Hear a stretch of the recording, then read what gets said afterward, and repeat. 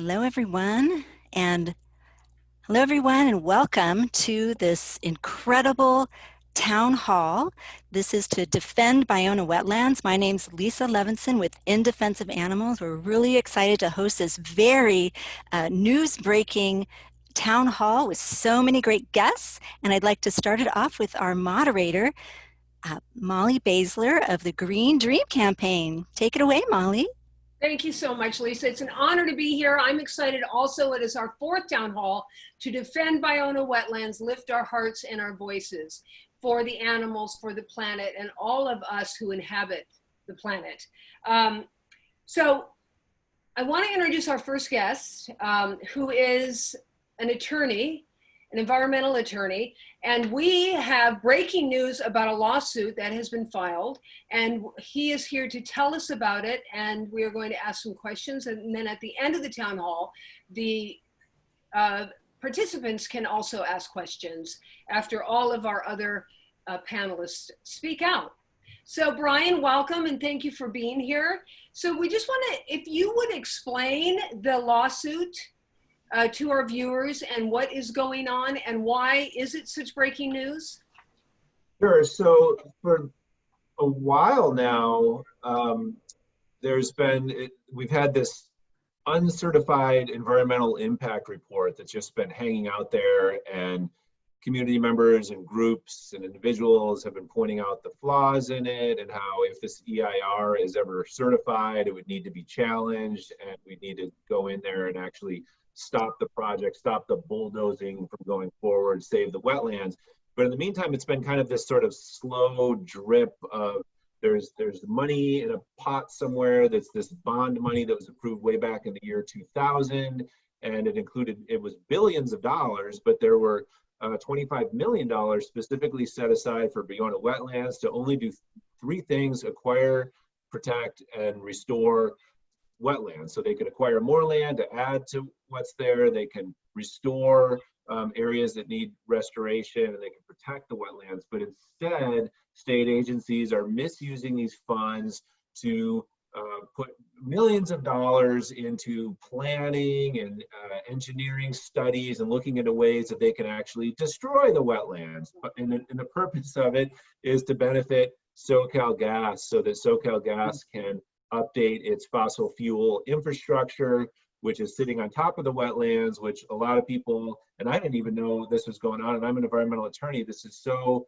wacky to me to think that for decades now, SoCalGas has been pumping gas into the wetlands to store it there so that they can then resell it when it's more expensive and saves them a lot of money. But they're actually pumping gas, and I'm using the term gas, it's not gasoline, it's quote natural gas. It's not really natural, it's made by fracking, and they take it, I mean, everybody knows how natural gas is obtained, but the point is they're pumping it into below the wetlands, and they have this aging infrastructure of these pipes and facilities for them to be able to pump the gas in and out.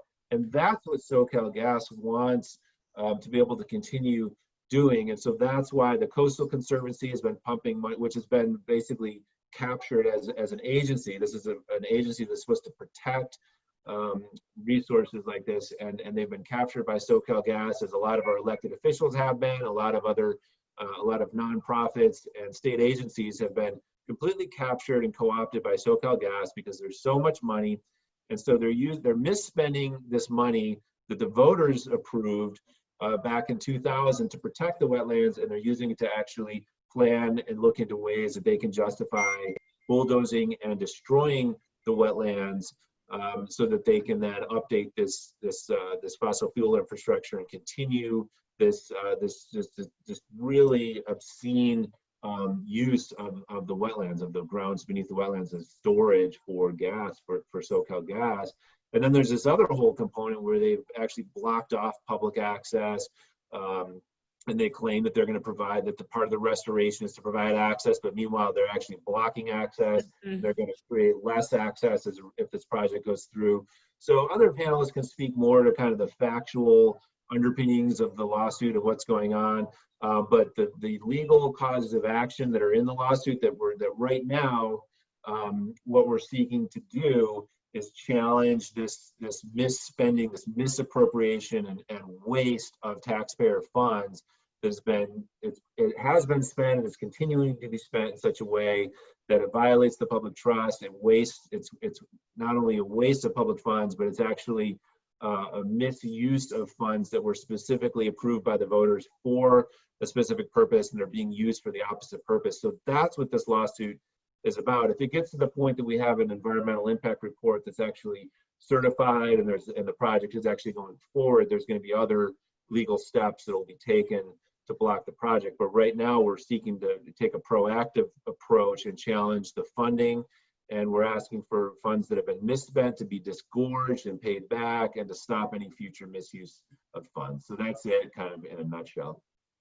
Right. So, because we were asking like this specifically about what, what is the deal about the public access, and where was there a misspending of funds that was supposed to be for public access so people can spend time in nature, and especially in this time of COVID, but the gates are still locked.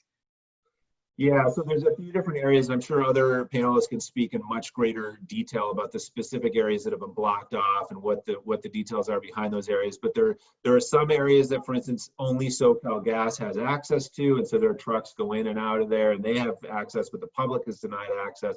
There's other areas where there's already recreational areas and bike racks set up, but they've locked the gates, and they're kind of holding those areas hostage to be able to say, look, if you let us approve this project, then the public's going to have this access.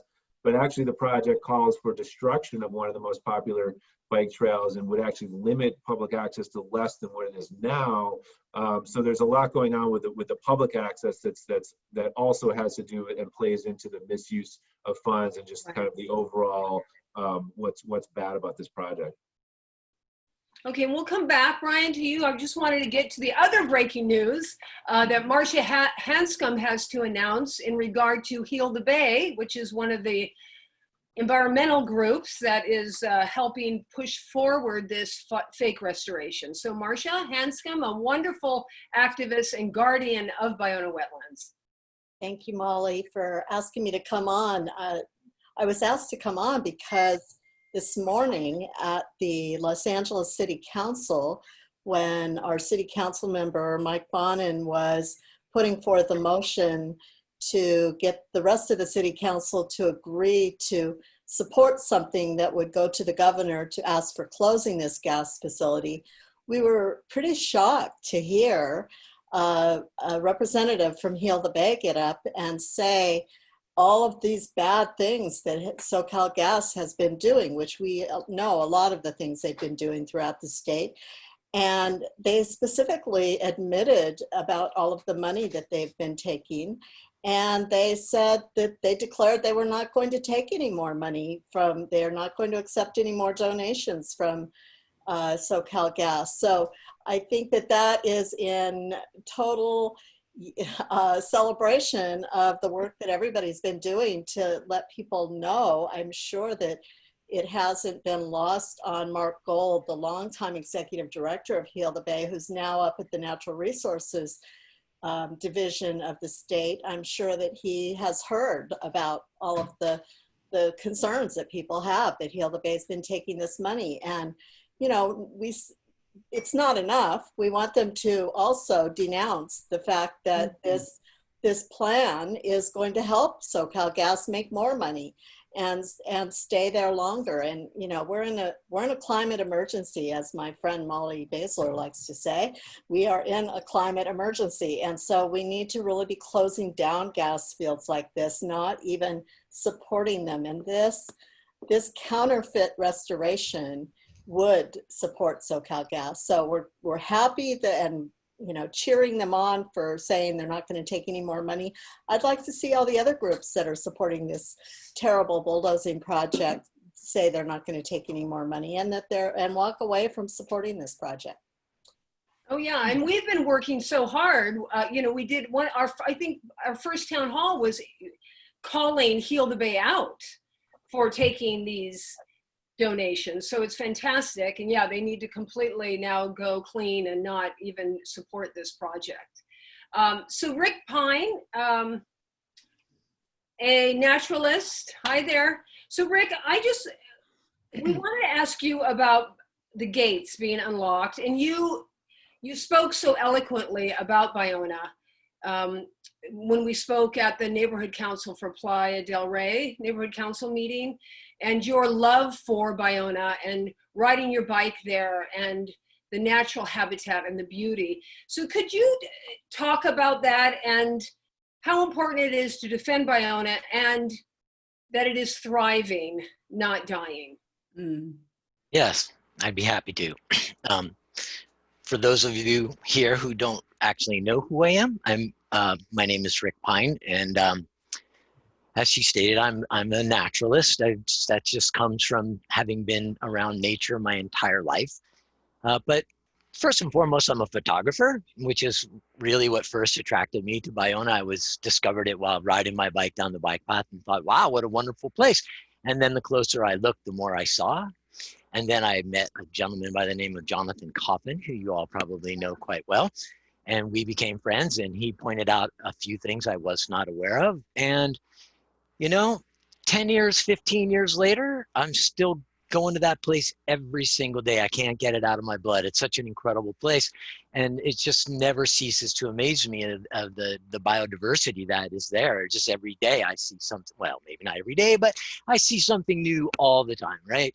And more importantly, Jonathan and I have noticed a pattern throughout the years almost to the day that we can predict when certain, migrating animals and birds and stuff will show up. Mostly birds in the way of migrations, yes, but and they're just like clockwork. Jonathan usually says, "Where's the shrike? It was due here yesterday," and it's literally like that. And the shrike, just picking one bird as an example, is pretty rare to even show up anywhere, near the coastline. And so, you talk about the importance of Ballona and why a restoration would be disastrous is because some of these animals are so sensitive to the type of habitat that they will, visit and spend time in that they won't even get close to the fence line. Right.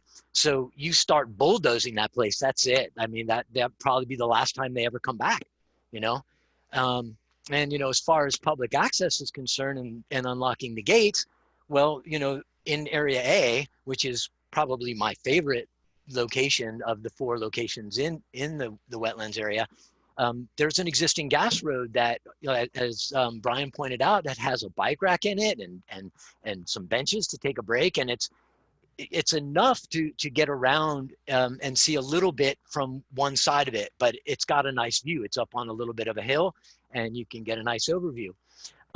I could spend a little bit more time talking about what I consider public access and other ideas that I have, but I don't want to suck up too much time. So I could cut it there or speak another minute or two about other ideas I have in the way of public access. Yeah, well, yes, the town hall is about the lawsuit, but also, unlocking the gates. But there's that fine line, right, of unlocking the gates and having tons of public come in. So we've got to find that balance. So Exactly. How do you see that? Yeah, that is exactly what I would want to talk about. And that is, you really can't take a place like that. It's already cut up by roads. So each area is only so many square acres, and it's pretty small already, each area. So if you actually start cutting it up more by putting public access trails right through the middle, you could actually lose some of the sensitive habitat by not returning. So having a lot of perimeter access would be great, meaning that that gas road is already driven on by a truck. So there's not going to be obviously any harm in some supervised, walks on that.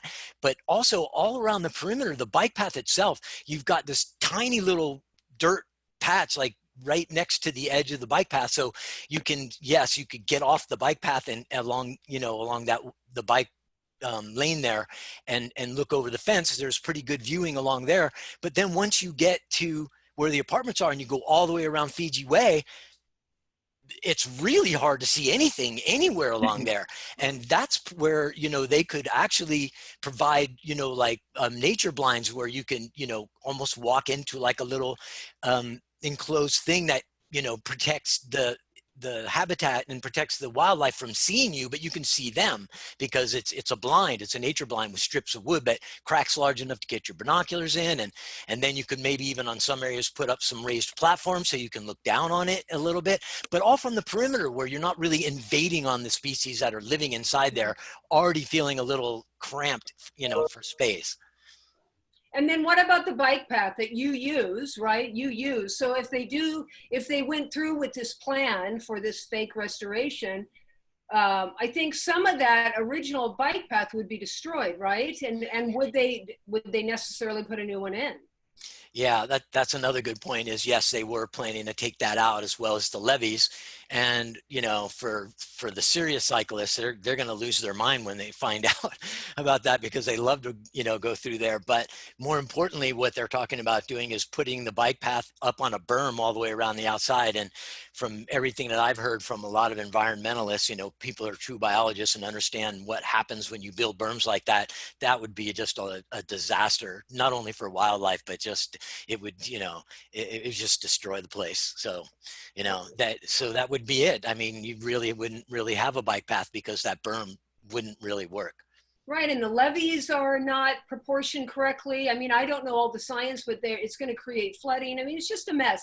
There's nothing good about this. So then we'll come back around, but I wanted to introduce Mary Beth Trautwein from Protect Playa Now. And we wanted to ask Mary Beth, what is Protect Playa's Now interest in the Ballona Wetlands? And are your members concerned about lack of public access? You're muted. You're muted. Unmute. Hello. Thanks, Hi. Molly. Well, pretty simple.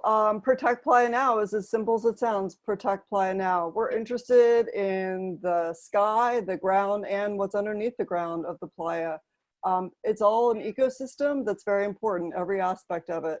So our interest is in getting SoCal gas out of there for local residents who have experienced toxic blowouts or methane gas leaks. I recently took a tour before the pandemic and went around an area that was all brown because of when methane leaks, the area around it, they don't want it to catch on fire, so they trim it back. The naturalist who took us on the tour said they've seen dead birds and lizards near there.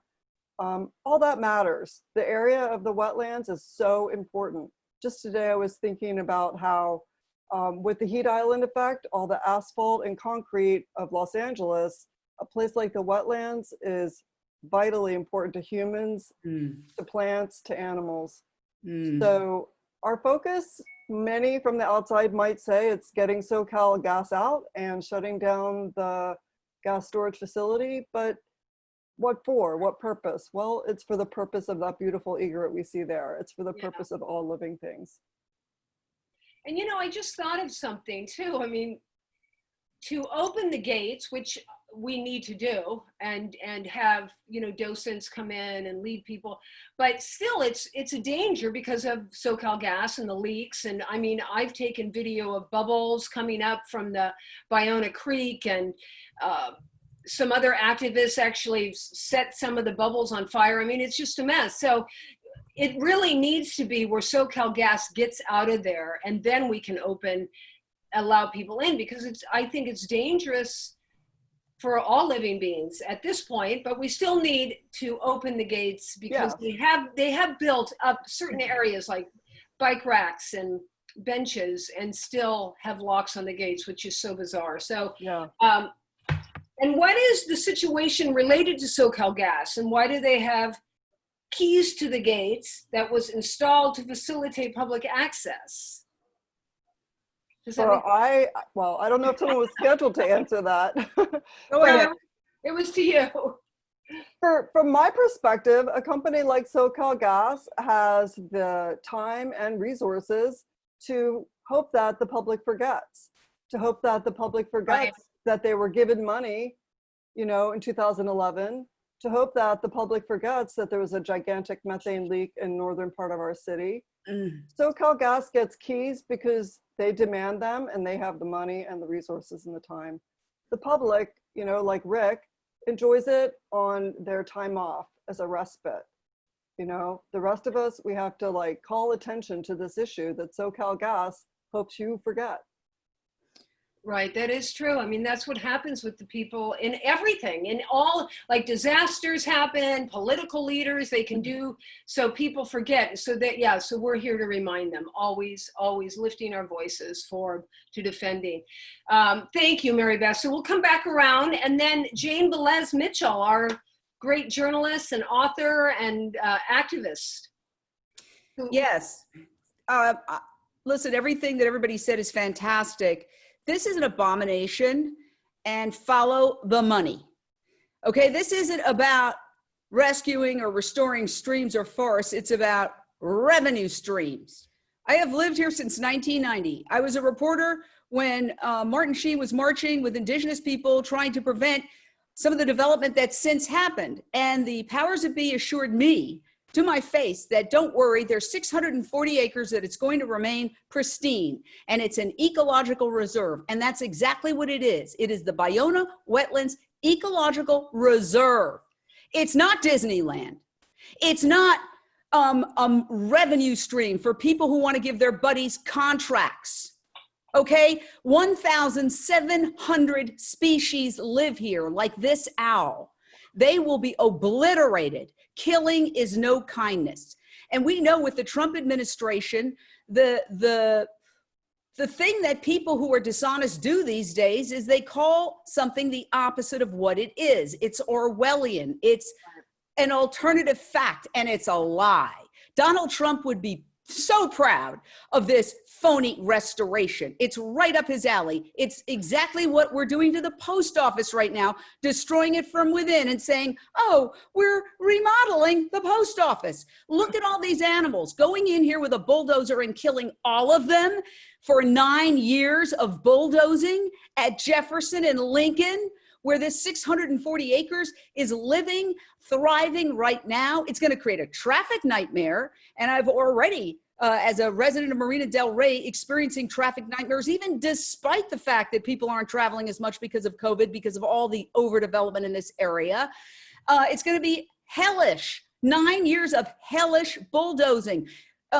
Destroying the character of our beautiful seaside community for the people of Westchester and for Culver City and for Venice and for the people headed to LAX and Marina del Rey and Playa del Rey. They are literally going to pave paradise and put up a parking lot.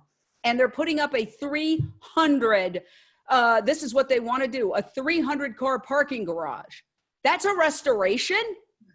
I mean, give me a break. How stupid do they think the people of Marina del Rey, Playa del Rey, Westchester, Venice, Santa Monica, and all the surrounding areas are? We get it. This is about money. Ka-ching, ka-ching. Who's going to get those contracts to build that parking garage? And they're holding public access hostage. Whoa, we have millions of people who live in this area. They need public access. There's public access right now that is available to people, and they've got a lock and key on it. They're holding it hostage so that they can try to make the case that we need to destroy the whole thing so we can provide public access. You know what this is like? This is like a woman going to the doctor for a checkup, and the doctor says, I'm going to give you a double mastectomy. And she says, no, I really don't want one. I don't have cancer. No. We're going to give you a double mastectomy. Come this way. It's the exact same thing. And the first rule of medicine is do no harm. The first rule of environmentalism and conservation, do no harm. To destroy LA's last coastal wetland is just like burning down the Amazon, which is happening right now. It's exactly the same thing, except the sophisticated people here have decided to, in the manner of Donald Trump, call it the exact opposite of what it is. And we know that the real agenda is to get down there and bulldoze it up so they can fix up those crumbling gas wells and holding facilities. So otherwise they'd have to close them, because we know what happened with Aliso Canyon 2015, 2016, as was referenced by somebody. It was a leak of one of these facilities and then a blowout. And it's considered one of the worst environmental disasters in our nation's history, right up there with the Deepwater Horizon spill. So how can people who call themselves environmentalists say that they're in favor of bulldozing the last coastal wetlands in Los Angeles that's home for 1,700 animals and plants. Some of them are endangered and some of them are threatened. And the reason I get so emotional about this is that I live here. I see mating pairs of geese fly overhead. I see these egrets. I see these sea lions and all the different animals, and I know that they're going to be killed.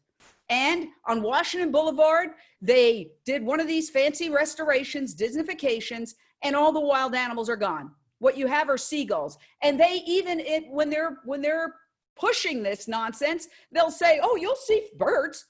Seagulls, that's like saying in New York City, you'll see pigeons. Nothing against seagulls. I love seagulls, but that's not biological diversity. Right now, there's 1,700 different species on this land that they want to bulldoze. They're going to destroy it. It's an obliteration. But also they say, and they did this to Malibu Lagoon, and then I'll circle back to you, Marcia, because you saw it happen. They were putting all the animals in cages. Talk about that. It was horrifying. When we saw the cages get delivered to the state park's property, we were just shocked. What are these? Hundreds and hundreds of cages. They put animals in cages. They took little harnesses and put them on the lizards and then put them in the cages. It was just shocking. And of course, a lot of the animals died.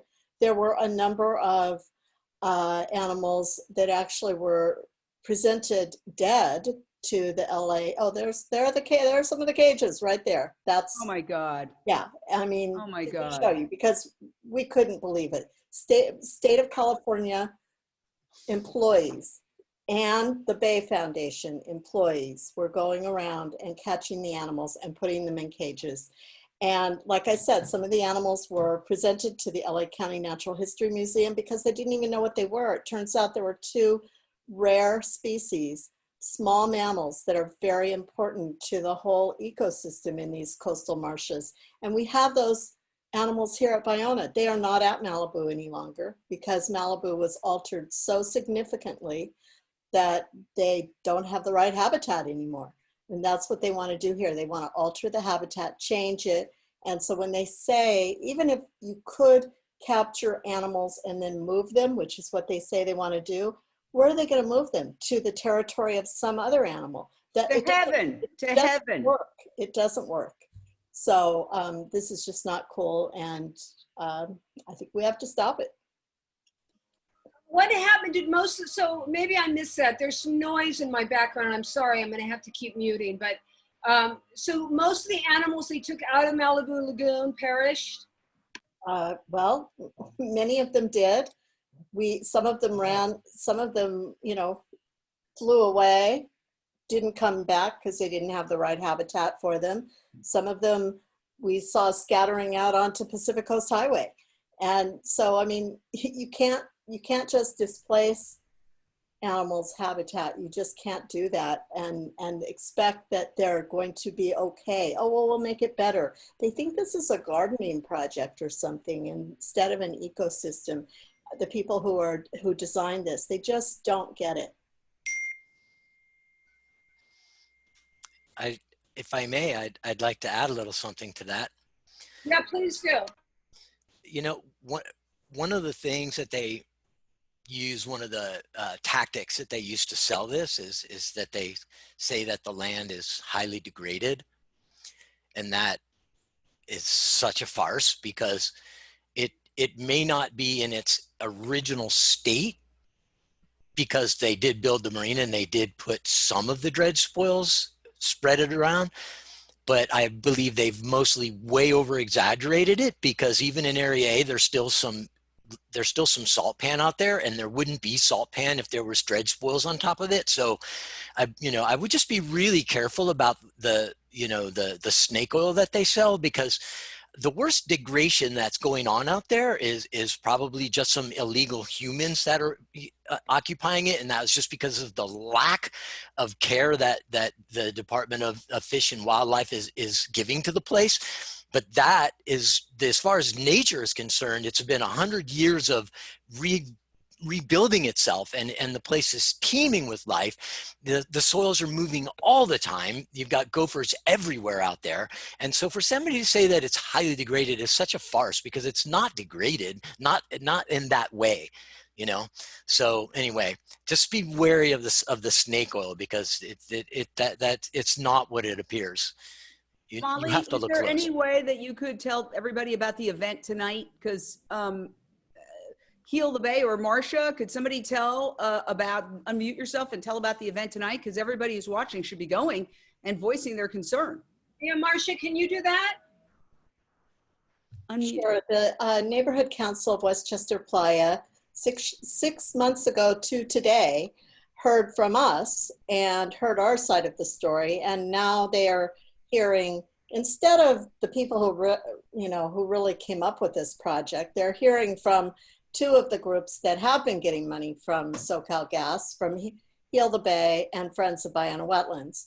And Friends of Ballona Wetlands, by the way, has a vice president who is an executive from SoCal Gas. They get a lot of money from SoCal Gas.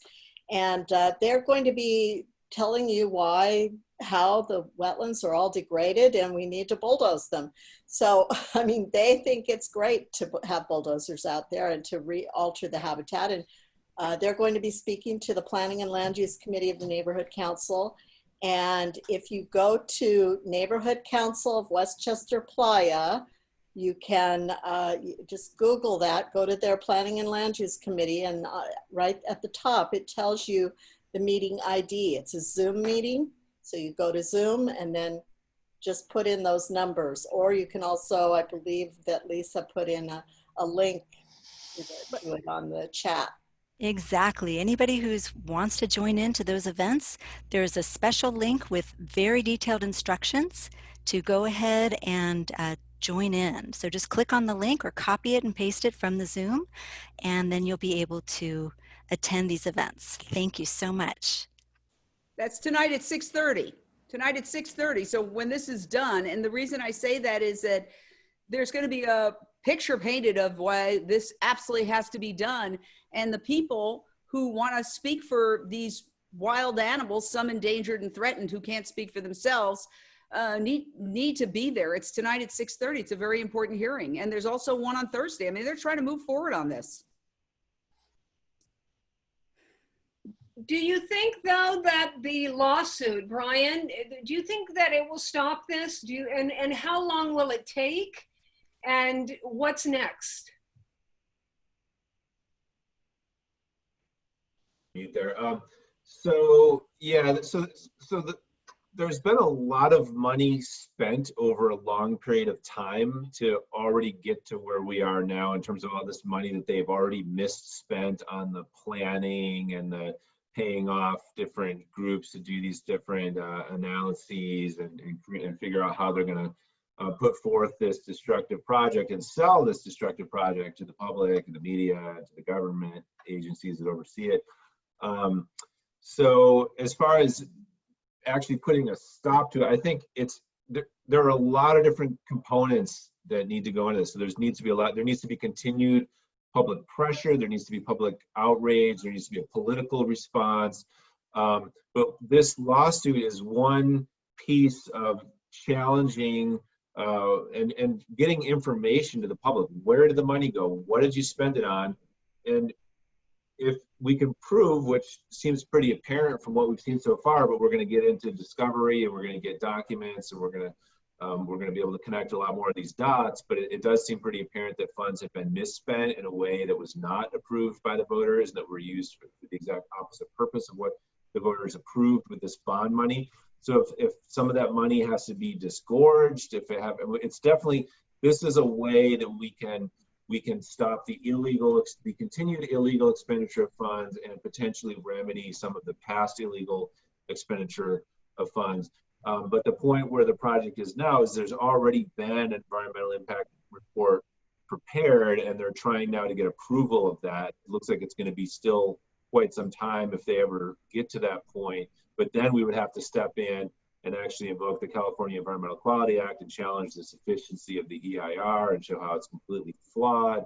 But we're taking a proactive approach right now on the funding side to say you shouldn't even be spending these funds in this way to put forth this project, which is doing the exact opposite of what the public intended when it approved that bond. So how long does it take? How long is a process like this? You never can tell, or? As far as this specific lawsuit is concerned? Yeah, like how much time do they have to respond? I mean, I don't know really the succession of events, so. Oh yeah, so we filed the lawsuit about a week ago, and I sent, so we're in a pandemic right now, so it's hard to serve agencies personally, and a lot of places have protocols in effect for how to, so typically now the way that lawsuits are served is with a procedure called a notice and acknowledgement. So you send it by mail, they receive it, they have 20 days to sign the acknowledgement that they've received this lawsuit. Then at that point, they have another 30 days to file a responsive pleading with the court. That can take the form of either an answer, where they choose to either affirm or deny each of the allegations contained in the complaint, or they can attack the sufficiency of the pleadings through something called a procedural device called a demur, which is a way that they would file. It's essentially a motion that's filed with the court to challenge either stating that we haven't actually stated a cause of action or that there's some other defect in the pleadings.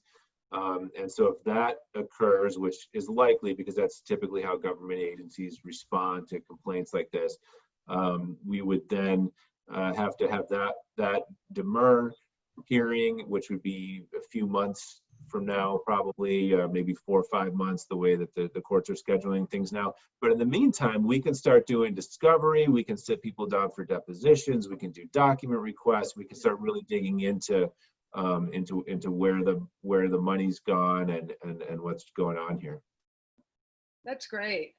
And what happens, Marcia, or whoever feels like they know this subject best, maybe Mary Beth, if SoCalGas, let's say they said, okay, we're not going to use these facilities anymore, we're closing down shop, take it out. Would then the restoration be, would they back off on the restoration, or would they still move forward even if the gas facility, if SoCalGas decided to take their gas out and shut down the gas facilities? Are you asking me? Well, whomever thinks they have the best answer, Mary Beth or you or whomever. Well, I mean, it's all interconnected is the thing.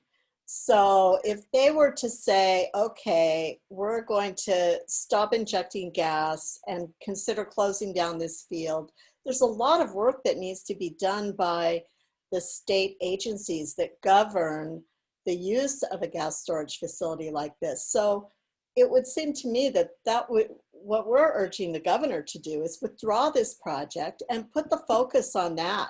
Focus on this gas facility that needs to go out, not just because we need to stop injecting for health and safety issues, but for the planet. I mean, we need to stop using fossil fuels. And so if they start looking at that and putting the focus there and putting the money that they spent, more than $12 million so far, we know of. We're trying to get to the bottom of exactly how much they've spent, but we know it's more than 12 million. Put that money toward acquiring more land and to protecting the place. And, we really need some rangers out there, like Rick said. I mean, the reason we have any problems at all out there is because we don't have a presence of an agency that's managing the place and taking care of it properly. That's what we need, is some really good stewardship. Yeah, and to add to that, the governor oversees all of those things. So really it's up to Gavin Newsom, in my view. He could do it. He could shine above Jerry Brown if he so chose. Yes. Another aspect, adding to what Marcia said, is to not leave taxpayers with the bill of the cleanup.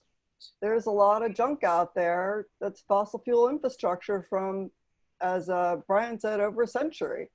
It's easy to find out about what's been going on there, in a broad stroke, but and it's happening all over our state and around the country. As we move away from fossil fuels, taxpayers are getting left with that cleanup bill. That's not right either. It's corporate profit, and corporations should pick up after it. And then we can see fantastic rangers and wonderful programs and having, you know, the ability to enjoy the wetlands appropriately. Right, that would be wonderful. Protecting the planet, the animals, everybody who lives around there. It's a win-win-win all the way around. And then I was just curious, Marcia, when Heal the Bay announced that in City Council, were people shocked? I mean, because most of the, you know, when I've spoken to Senator Van Allen or any of our public officials about Heal the Bay, that they're taking money from SoCalGas, they all would be like, no way. I mean, it's this beloved environmental group in the LA area, throughout California. So when that was announced, were people like shocked, or did they not really hear it? Well, first of all, the question is, if a tree falls in the forest and it's not on the 7 o'clock news, did it really fall? I mean, that was the first PR lesson I learned in this business. And the point is, no, who knew? Because this was a virtual meeting. You have to call in. Right, that's you true. You don't Okay. get to even see each other or hear each other. You barely know who's there. But we put out a press release about it. So we're hoping that some people put the word out and explain, because we're very happy that they did that they said, we're not going to take any more SoCalGas money. Now we're going to be watching though, because while Ben Allen might not have believed that they've been taking it, we had the receipts. I mean, the SoCalGas is required to put in documents every year to the PUC telling how much money they give charitable groups and how much money they give to their lawyers, etc. So we've gone through all the reports for years. Nearly $500,000 have been given just in the last 5 years to the 5 groups that are mostly supporting this project. So, you know, we put out a report about that, and we've been trying to let people know that the groups that are for this project really have a little conflict of interest. And a couple of them even have executives from SoCalGas on their boards of directors. So, you know, it's all connected. And like you said, Molly, one time, it's sort of shady. And why do we, you know, how do we find out about this? Well, hopefully, you know, Bryan is going to get to the bottom of some of this in this lawsuit, I think. Yeah, and just to build on what Marcia was saying, you know, an aspect of a large dirty company like SoCalGas is they use public money, they give out philanthropy money to public groups to burnish their image. And it's, you know, it's a sad fact about corporate philanthropy is that as they trash one area, they make people happy in the other area. Giving money to schools is definitely admirable, but there's a school right there and they're in the, you know, the gas field. Balancing that out, once you think about it, it's pretty incredible. It's a sad part of philanthropy, but they do it to burnish their image. I just would like to say, and I agree with you, that everybody watching either on the Zoom as attendees or on Facebook, please get involved.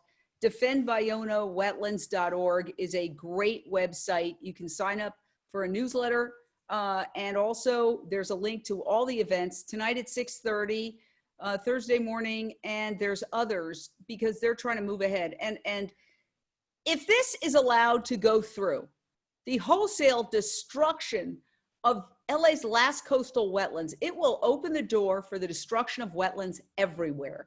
The truth is that people who want to make money look at 640 acres as, oh, I can't make money off that. That's an ecological reserve. It drives them crazy, okay? Because there's so much development here. It's like Fort Lauderdale. This whole area of Marina del Rey, the construction. And so they see this pocket of wilderness and it drives them mad because they want to monetize it. They want to exploit it. So they're going to, in their minds, they're going to kill it. They're going to call it a restoration. They're going to make a bunch of money putting in a bunch of roads and parking garages and all sorts of other things that are completely unnecessary and that will kill the actual beauty and miracle of the wetlands, the 640 acres filled with 1,700 different species, okay? And those skunks will die, and those owls will die, and those foxes will die, and the egrets will die, and they'll all be wiped out. And what they're going to do, even the LA Times referred to it, is Disneyfy it. But see, animals living in the wildlife are not here to perform for us. They look at this vast expanse and they say, oh, it's dead because the animals aren't jumping through flaming hoops at the corner of Lincoln and Jefferson. But that's not what wild animals do. That's why we have to move forward in this time of pandemic, which is a zoonotic illness that jumped from animals to humans because of our abuse of wild animals and our exploitation of habitats, that we are getting closer and closer to wild animals. The lesson of this pandemic is leave them alone. Stop playing God. Stop trying to monetize everything. And this pocket of nature with these beautiful animals is thriving. You can't get away with killing all these animals and all of this nature and saying you're restoring it. We're just not that stupid. And after 4 years of Trump, we know that game. We've learned about that little deceptive trick where you do the opposite of what you say you're going to do. So I just want to say personally, as somebody who lives here in Marina del Rey and loves and respects all of these creatures, over my dead body, I will do what it takes. I will chain myself in front of the bulldozers. This is obscene. It is duplicitous on so many levels, and we will fight. We will fight this tooth and nail. Yes. They should think about that. Also, people have to remember, I mean, at one point, and I'm sure Marcia, everyone else knows this. I mean, this was at one time 2,000 acres, 2,000 acres of wetlands. We've destroyed it, killed it. Think about all those animals that have died and gone nowhere. And I mean, it's so ridiculous that humans cannot leave things alone. So I'm totally with you, Jane. That's why we're here defending Ballona. Unlock the gates, open up. Let's get at the truth let's speak truth to power, get the SoCal gas out and stop this restoration, this fake restoration that is really about the money, and it all goes back down to greed. It's amazing that people will sell anything out for what? For what? More money, a bigger house, more cars, more, I mean, it's just insane. Okay, does anyone have anything else? Are there? There is a question. We have, actually, Anna Christensen would like to come on and say something to us. Okay. So I'm going to go ahead, Anna, and I'm going to swap you out for a panelist so you can share if you'd like.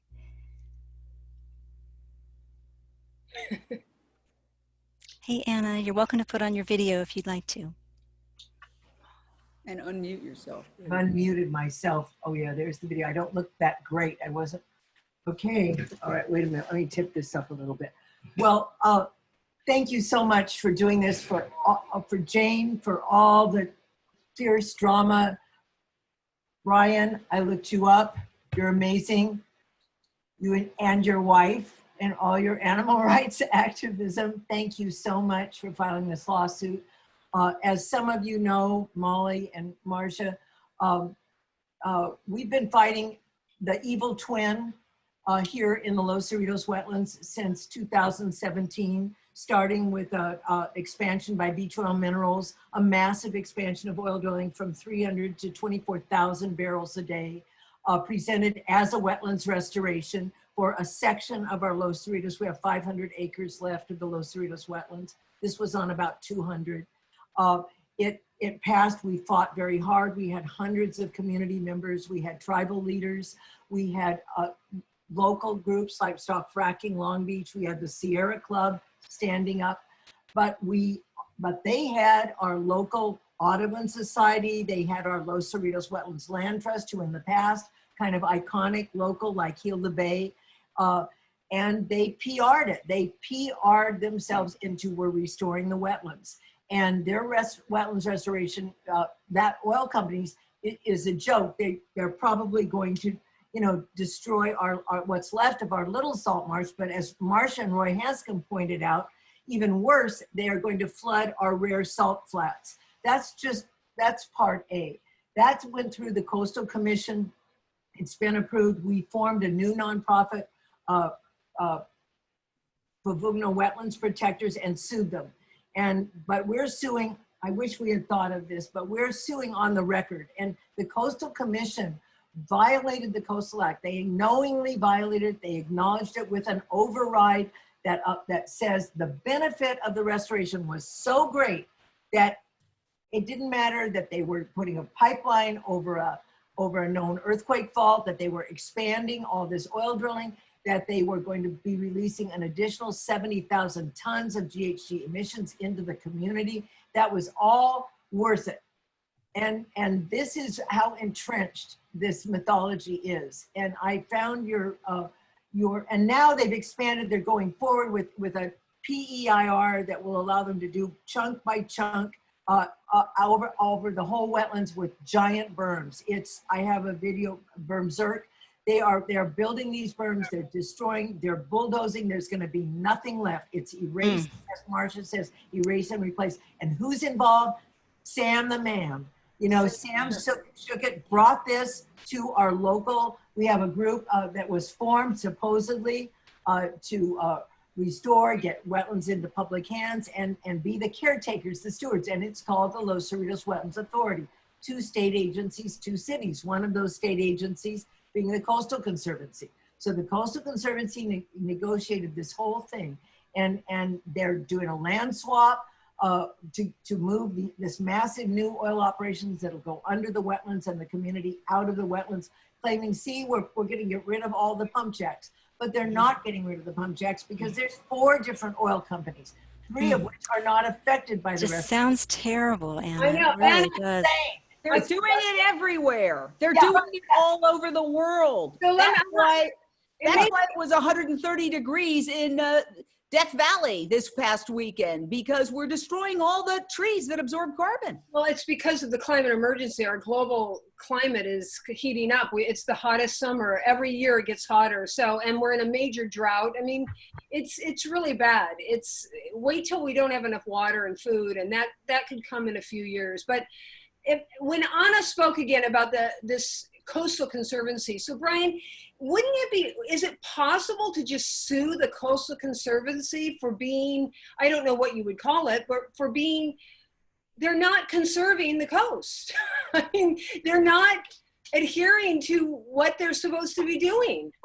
I mean, isn't that enough to, I don't know. I just thought of it when Anna then mentioned, again, Sam Shookett and the Coastal Conservancy, and they just continue. Why are they allowed to just continue to do things that they're not supposed to be doing? Well, so the basis for our current lawsuit is the misspending of funds that were specifically approved by the voters for a specific purpose, and they're using it for the opposite, as Jane keeps pointing out. They say one thing and they're doing the opposite. It's opposite land. So that's one kind of, that's an easy, I don't want to say easy, but that's a direct way to hold an agency accountable. The funds are supposed to be used for X, you used them for Y, it doesn't match up.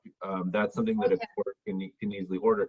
As far as more discretionary type approvals, particularly if there's an environment, so once you get into the area of CEQA, which is the California Environmental Quality Act, CEQA doesn't actually stop a project from going forward necessarily. It's more for the public to be able to know what's going on, and for public officials and agencies to be held accountable to what they're actually approving.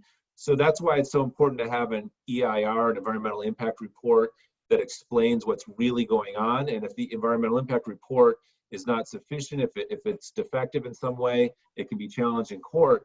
But if you have an environmental impact report that is sufficient and it fully explains everything that's going on, and it's just a matter of weighing costs and benefits, and the agency or the public officials that are making the discretionary approval, that are approving that project, if they look at it and say, yes, we fully understand there's going to be this bad environmental impact, but we think it's outweighed by something else, they're allowed to make that decision. That's a political decision, and as long as they've had the full input, and they can be held accountable based on, here's what you approved, you knew what you were approving, it's in the environmental impact report, you're going to be causing this destruction, and then you know who to hold accountable.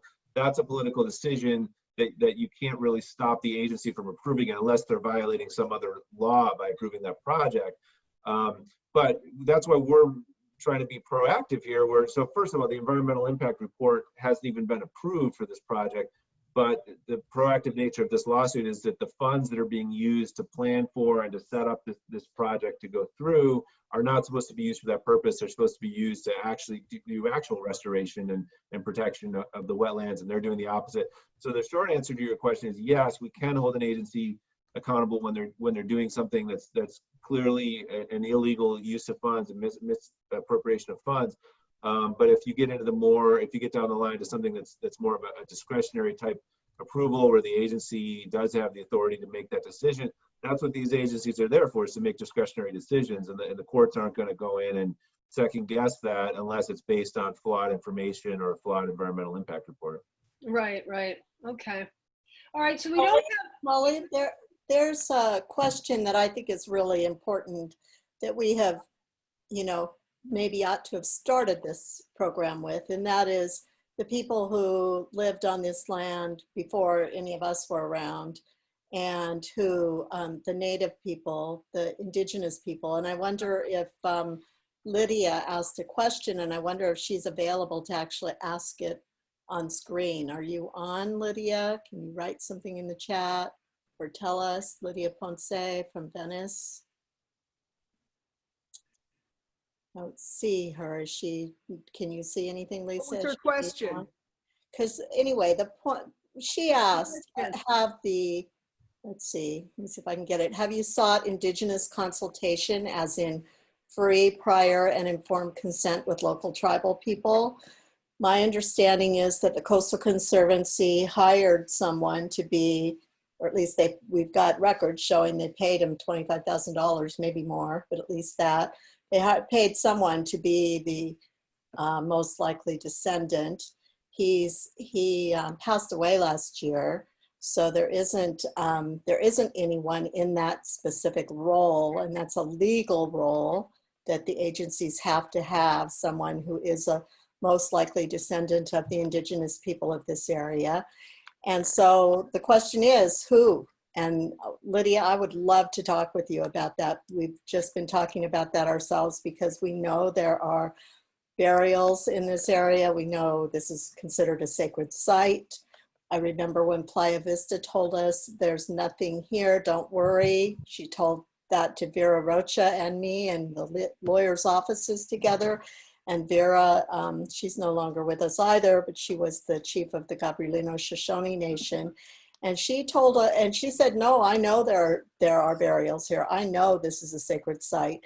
And then when Playa Vista started building, they ended up with like 1,400 burials. So we do need to, we need to involve the indigenous people, and we would love to talk with you about that. Mike Bravo. Next town hall, we'll get Mike Bravo, who was out with us marching. Good idea. In February. Yeah, Mike Bravo joined us on February 13th, and we had a action at the intersection of Jefferson and Lincoln. Yeah, it's very important. I'm glad that issue was brought up because we talk about the wetlands as 2,000 acres that used to be, but it used to be a lot more, and it used to be tended and cared for by people for millennia. Right. Are there any more questions? Is there any? I would like to say something. There's a lot of celebrities that are involved with Heal the Bay. Now that Heal the Bay, and I think it's very interesting that they've announced just today that they're not going to take money from SoCal Gas right after this lawsuit was filed. Interesting, right? Because the lawsuit got some news media, and maybe people who support some of the celebrities, the big names that support Heal the Bay, called them up and said, what's going on here? Why are you supporting, why are you taking money from you're environmentalists, remember? And so I think it's great that they're not doing that, but we really have to ask, why are they supporting this? Why? It's really seems to be counter to their mission. And I think that it's very important for us to reach out to the celebrities. They're some of the most powerful people in Hollywood. Support Heal the Bay. So that's why we've done tweets where we've tried to reach out to some of those people. Julia Louis-Dreyfus, who's very much involved with the Democratic National Convention that's going on. Just one of the highlights. These are some of the most powerful people in America. And I think it's important for us to reach out to them and let them know what's going on, and that Heal the Bay is supporting this obliteration of the last coastal wetlands in Los Angeles, and ask why. Because it is not a restoration. And, you know, all you have to do, the photographs on, for example, the website defendballonawetlands.org, they document all the animals. All those photographs were taken right there. So, whereas it's not a dead ecological reserve, it's a thriving ecological reserve, how can you make the argument you're going to restore it by destroying it? And because why? Because there was some movement by humans. Nature is capable of restoration. Nature is always restoring. Okay, everything is unsettled and moving and changing. So why don't we restore Marina Del Rey and get rid of my condo and everything else? I mean, that's how ridiculous it is. It's like there is development that occurs, there is change that occurs that always will impact something next to it, and nature adapts to that, and nature has adapted to that. That's why there's 1,700 species that are thriving, and there are many more species that use it as a landing spot. It doesn't need to be destroyed. But we've all come down to the conclusion that it's about money. So I'm just hoping and praying that this lawsuit, that I hope one day we get to see everything, the truth of everything about this false restoration, about Heal the Bay, about Friends of Ballona. All of this duplicit activity comes to the forefront, and we get to find out why. But we all know it goes back to money, and I'm curious about who gets what and what is what, and that they would sell out the animals, the planet, and the people for, you know what? So Heal the Bay can have another fancy party down at Jonathan Club, you know, and everyone can walk the red carpet and say how fabulous they are because they're helping save the planet when they're doing exact opposite. I'm just saying, I think a lot of the celebrities who support the Heal the Bay have no idea that this is happening. And so if anybody knows any celebrities or anybody wants to organize another tweet storm, you tag them and at least let's get them aware of what's going on. Yeah, but there's so much ego that gets in the way. So they know. I think a lot of them have no idea this is going on. They just want to look good. They want to look philanthropic. Look, I'm not going to in any way, shape, or form assume the worst about somebody. If somebody doesn't know, I've lived here since 1990. I had no idea there was SoCal gas oil structures there until you, Molly, invited me to the protest that Mary Beth made reference to. And I was at first like, what are they talking about? SoCal gas, what does that have to do? And then I figured it out because you guys explained it to me. Most people have no clue that there is a ginormous gas infrastructure under the wetlands. They have no idea. So when somebody says restore the wetlands, they go, oh, okay, because they look out and they don't see animals performing and jumping through hoops. I mean, I've learned covering animals, the difference between a zoo and a sanctuary is animals are kept in zoos in small spaces because otherwise they'd leave and they wouldn't be available on display for somebody who buys a ticket. Sanctuaries and reserves are designed for the animals, so the animals don't have to show up and perform for people. So when people look at a vast expanse and they don't see animals, they say, oh, this is dead. It's because they haven't even gone in there to look. But anybody like Rick Pine, who has gone in there and photographed and documented it, knows that they are there. They're just not out there performing for people the way they do in zoos and aquariums. Actually, yes, go ahead. I don't want to cut you off because I love your passion as much as anyone. You're awesome. But let me just say that they are on display, though. That's the thing. You can stop your bike on the bike path, wait no more than 15 minutes, stare out into that field, and you're going to see something. It's there. You just have to stop and take a minute to look. Let me just say one more thing, too, about the whole public access thing and how it all ties into how the whole thing is just a total fake restoration that they're selling. And I just want to get one more piece of snake oil out there that they're going to try and sell the public to make this, push this thing forward. And that's the invasive plant species, okay? Well, no one planted those plants there, okay? And no restoration is gonna stop them from coming back, okay? And the native animal species that are there now have adapted to them, and some even actually prefer them and they nest in them, okay? Including our least Bell's vireo and other, you know, rare occupants that come here, all right? And as far as the public access is concerned, you know, if you wanted to talk about real restoration and invasive species, then maybe we could talk about a group of students, you know, young scientists going in, supervised, small section at a time, hand groom, allow a little bit of room for some native species to repopulate a little bit, but just do it a little at a time, no machinery, no bulldozers. That's the kind of thing, that's the kind of restoration that we need.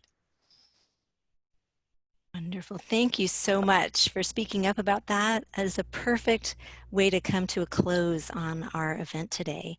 So we really want to thank everybody for joining in and for rising up and encouraging us to unlock the gates, the SoCal Gas, which actually has the keys.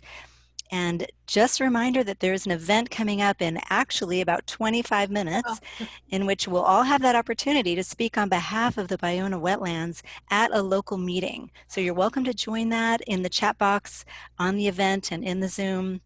You can find the links exactly of where to go, how to do it, and then you can also help unlock those gates. Yes, So, and help defend. Comment. Thank you everyone for being here, speaking out, our panelists, the people who are watching. And it's really important that we lift our voices for nature because we are in a climate emergency, and what we do to Ballona, we do to the world. that's right. Thanks to all. Thanks for your action. Thank you. Thank Have a you. good Thank you night. for hosting. Going to that meeting at 6:30. Join us. 6:30. Thanks, Brian. Thanks, Mary Beth. Thanks, Rick. Thanks, Thanks, everybody. Jane. Thank Lisa, you. Marcia. Thanks to all of